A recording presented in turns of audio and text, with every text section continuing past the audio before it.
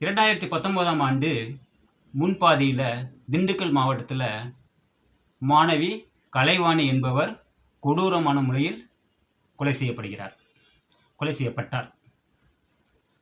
இந்த மாதிரி பயன்படுத்தி கொண்டிருக்காங்க. 2019ஆம் ஆண்டு அதே வருஷத்தில் பின்பாதியில் கரூர் மாவட்டத்தில் இரட்டை கொலை நடக்குது. அப்பா பையன் கொல்லப்படுறாங்க. அந்த இரட்டை கொலை வழக்குக்கு இன்வெஸ்டிகேஷன் ஆஃபீஸர், விசாரணை அதிகாரி மட்டத்தில் இருக்கக்கூடிய ஒரு காவல் ஆய்வாளரே உடந்தை அப்படின்னு பேசப்பட்டது.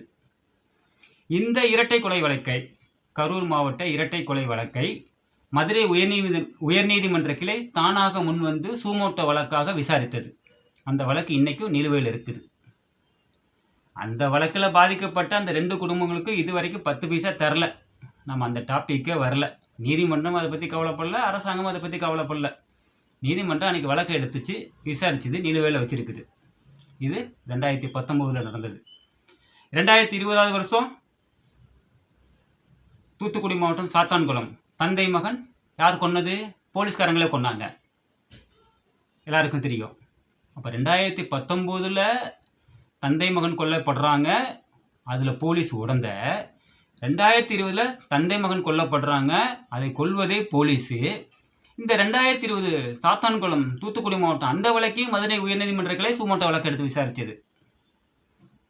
2019 சூமோட்டோ வழக்கை விசாரித்த பிறகு மதுரை உயர்நீதிமன்ற எல்லைக்குட்பட்ட காவல்துறைக்கு ஏதாவது பயம் இருந்திருக்கா? இப்போ 2020 நீங்கள் அடித்து கொண்டிருக்கீங்கள்ல, அந்த ஆண்டு இன்னொரு அசம்பாவிதம் நடந்தது, பேரதிர்ச்சி. அந்த 2019 மாணவி கலைவாணி கொடுமையான முறையில் கொல்லப்பட்டார்ல, அந்த வழக்கில் மாவட்ட விசாரணை நீதிமன்றம் குற்றவாளிகளை விடுதலை செஞ்சிருச்சு.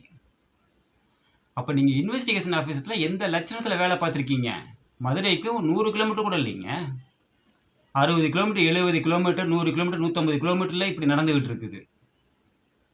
அப்போ 2019 போலீஸ்காரங்களை வன்மையாக கண்டித்த அந்த சூமோட்டோ வழக்குக்கும் காவல்துறை பயப்படலை. அதனால் 2020 பண்ணாங்க.